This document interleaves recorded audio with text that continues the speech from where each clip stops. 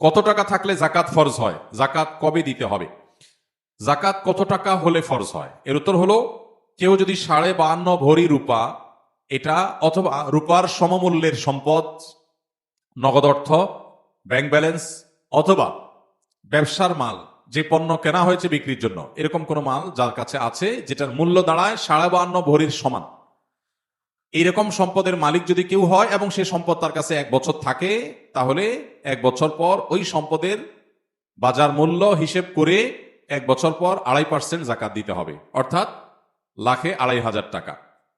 এভাবে হিসাব করে তাকে জাকাত দিতে হবে।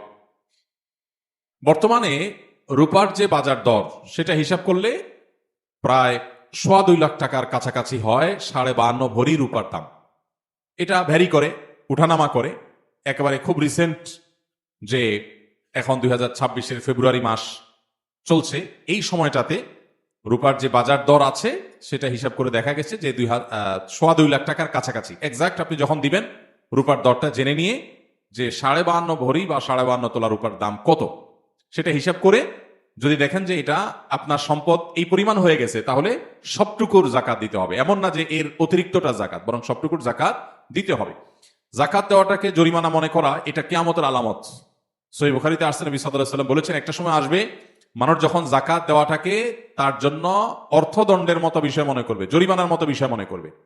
এটা ভুল ধারণা আমাদের সমাজে। কারণ আমরা মনে করি যে জাকাত দিলে বোধহয় লস হয়ে যায়, কমে যায়।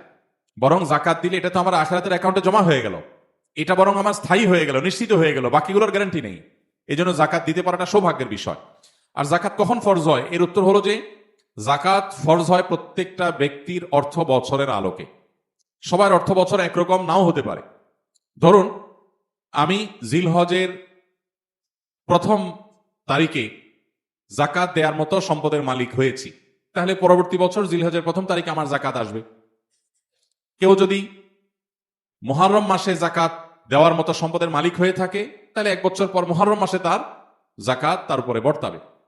তো জাকাত বর্ষ এটা নির্ভর করে ব্যক্তি কখন সম্পদের মালিকানা আসছে তার উপরে।